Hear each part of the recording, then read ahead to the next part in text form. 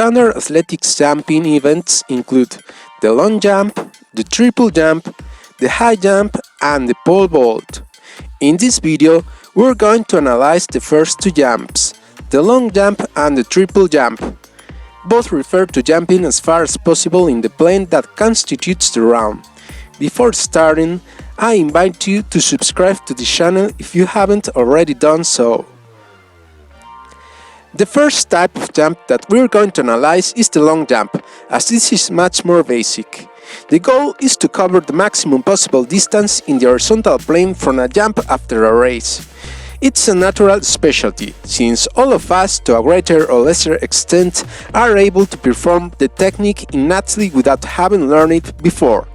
Another thing is that if we want to break our own records, we have to train. It began to compete in long jump already in the Olympic Games of Antiquity, at least from the year 708 before Christ, and was included in the pentathlon events. It's been part of the athletics program at the modern Olympic Games since its first edition held in Athens in 1896. The women's category of the event debuted at the Games held in London in 1948. The competition area contains all the following elements: the acceleration track, the fall line, the layer of plasticine and the sandpit. The acceleration track doesn't have a specific length, but it usually measures approximately 50 meters long and 1.22 meters wide. The jump line is 1 to 3 meters before the pit and is 20 centimeters wide. Following this, there is the 10 cm wide plasticine board that allows visibility of the test in the event of being passed or stepped on. The landing area or pit is a wet sandbag 3 meters wide and 10 meters long and is located at least 1 meter from the takeoff line.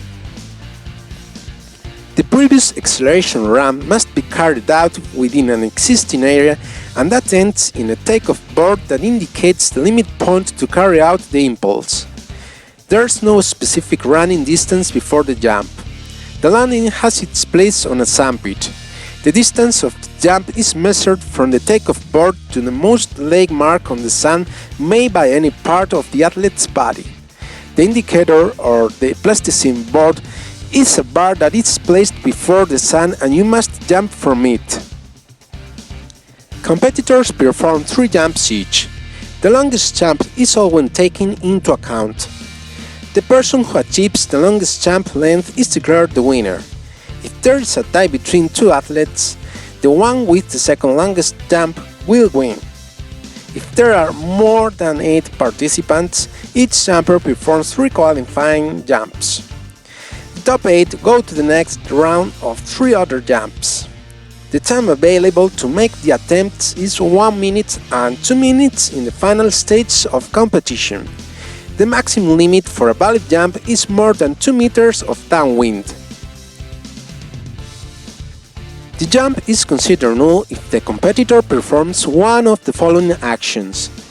If he steps on the indicator, that is, the footprint is marked on the plasticine. If it jumps from outside the takeoff board. If you do a somersault.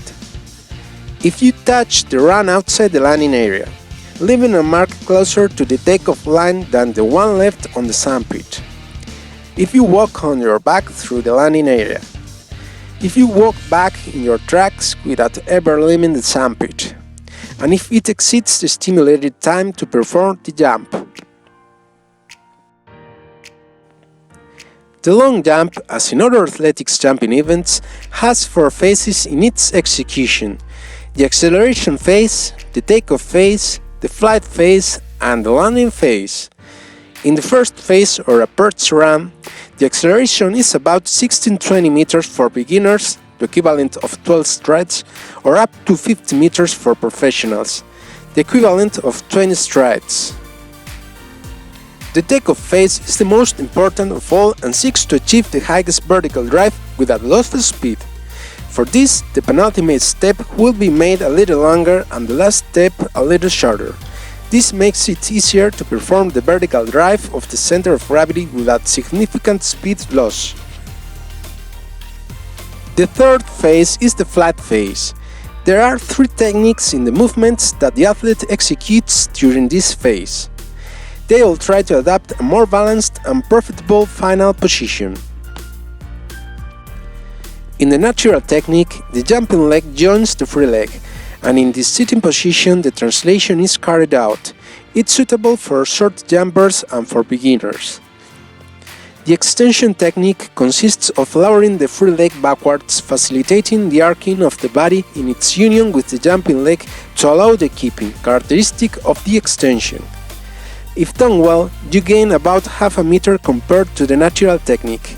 It's recommended for short athletes.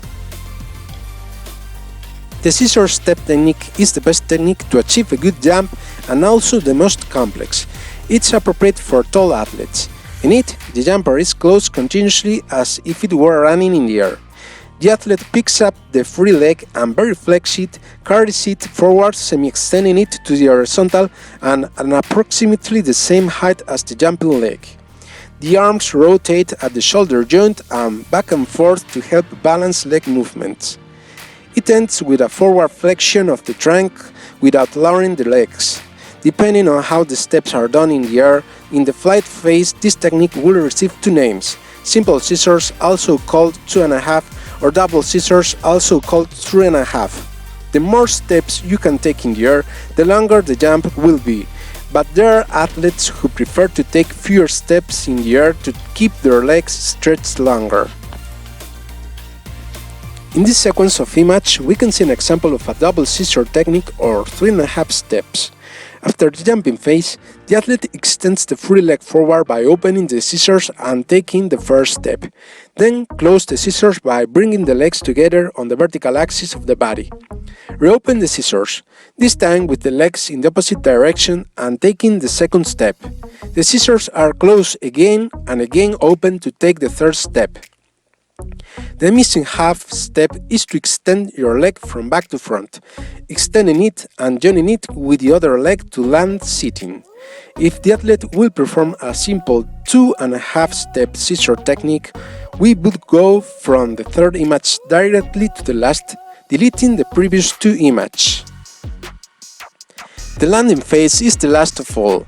The landing must be done on the heels and with the legs extended, because if you landing with the butt, centimeters are lost. There are two ways to land: the rotary system and the falling hole.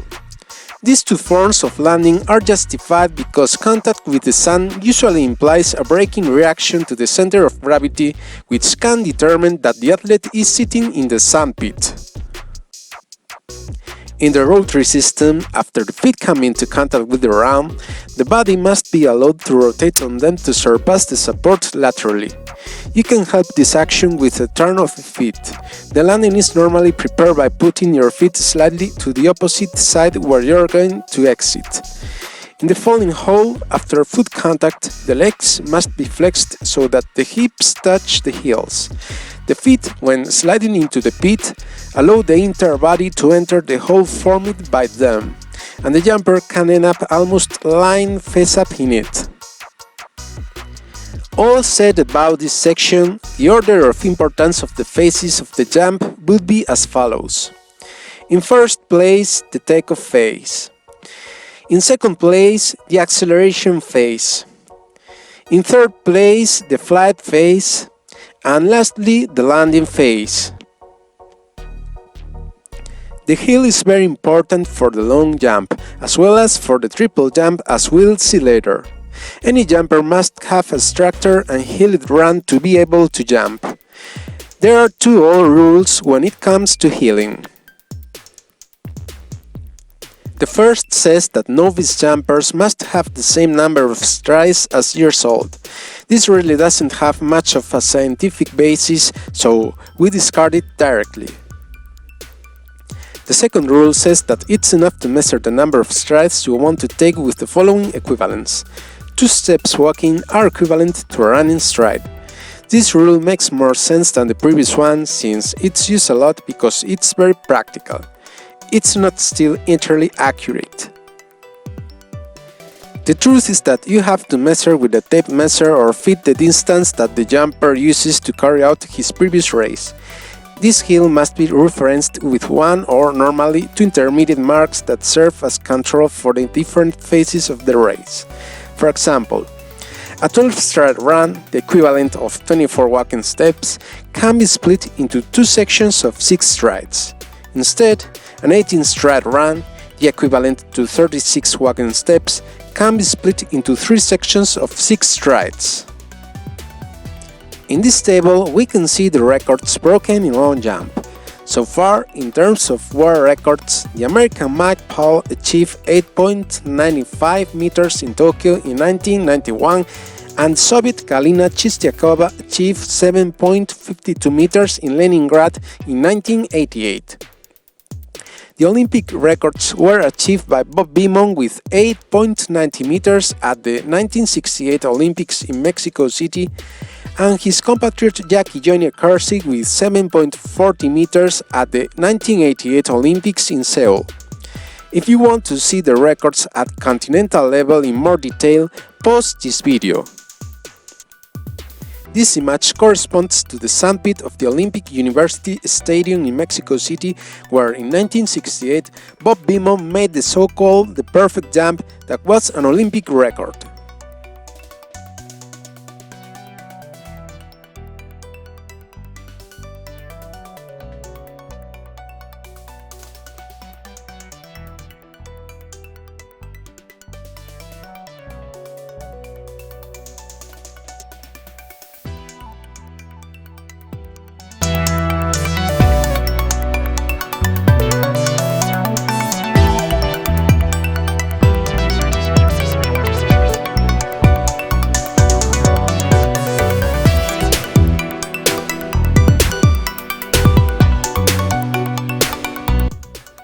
The other type of jump we're going to analyze in this video is the triple jump. Unlike the long jump, this is a complex specialty since its technique must be taught and undertaken in order to perform it yourself. The objective is to cover the maximum possible distance in the horizontal plane from a triple jump after a race.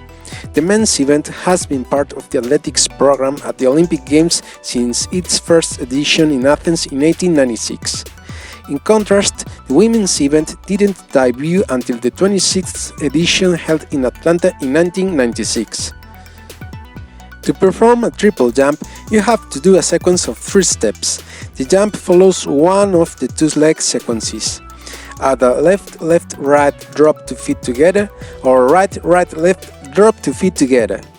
The jump line is located 13 meters before the men's sandpit and 11 meters before the women's sandpit. The triple jump has the same regulations as the long jump, such that the measurement is made from the closest footprint left by the athlete in the sand to the takeoff board, and if the jumper makes the hop past the foul line, the jump will be cancelled. The phases of the triple jump are the same as in the long jump and other types of jump in track and field, but they're adapted to this style of modality. In the racing phase, the jumper accelerates to maintain a constant speed in the section of the track. The approach speed is less than in the long jump, so the race is less long. This race consists of 10 to 12 strides for beginners and 16 to 18 strides for professionals. The jumping phase is divided into 3 levels or leaps that give this type of jump its name. The first jump is known as hop, and in it the impulse is taken and falls with the same leg. This jump covers about 35% of the total distance. The second jump is called step and consists of propelling with one leg and falling with the opposite. The second jump covers over 30% of the total distance. The step is the most critical part of the 3-jump sequence of the triple jump. The third and last jump is called jump. It consists of propelling with one leg and falling 2 feet together.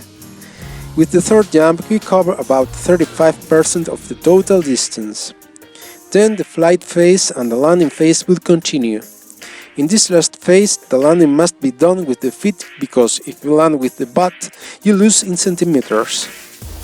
In addition, in triple jump, the landing with a rotary system is preferred.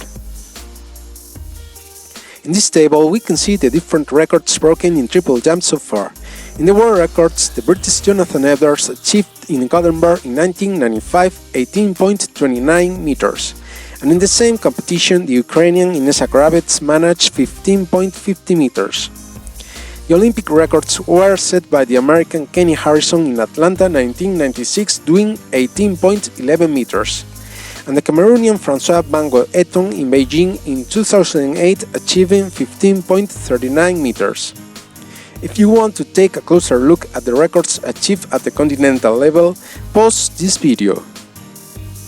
In the records on indoor track, the French Teddy Tango made 17.92 meters in Paris in 2011, and the Russian Tatiana Lebedeva achieved 15.36 meters in Budapest in 2004. Again, I invite you to stop this video if you want to take a closer look at the other records.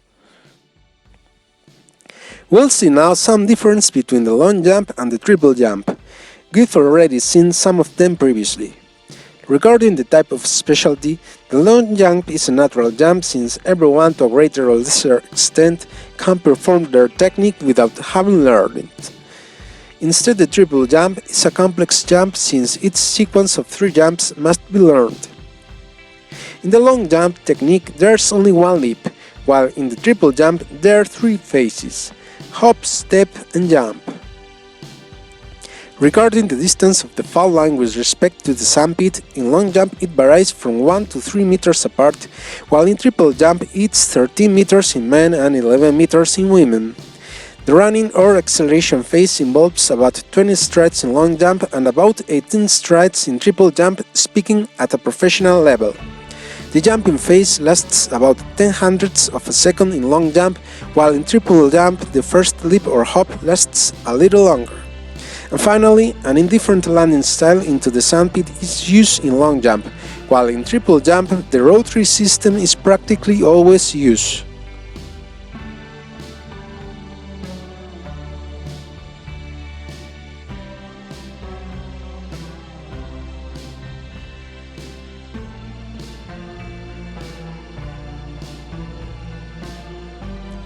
The location of the acceleration tracks for long jump and triple jump varies according to the stadium.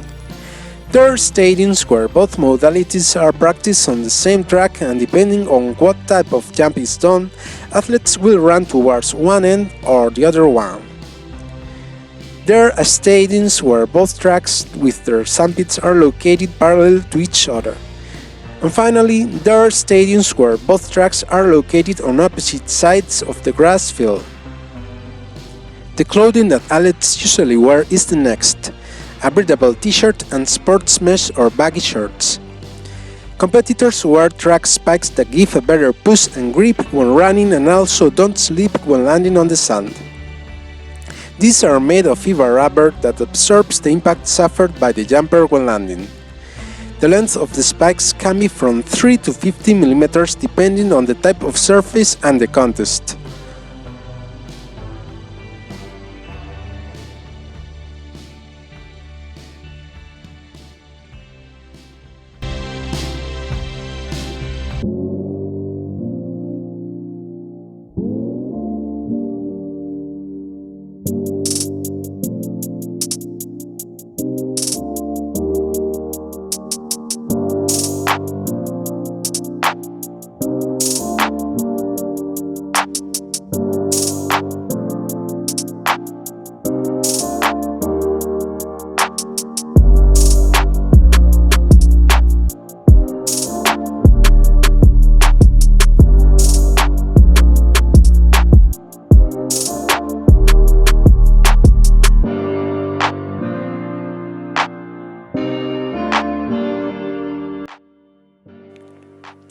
We finished with this content.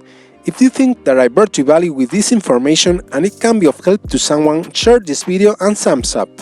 Subscribe to this channel and click the bell to receive notices of new videos. See you next time!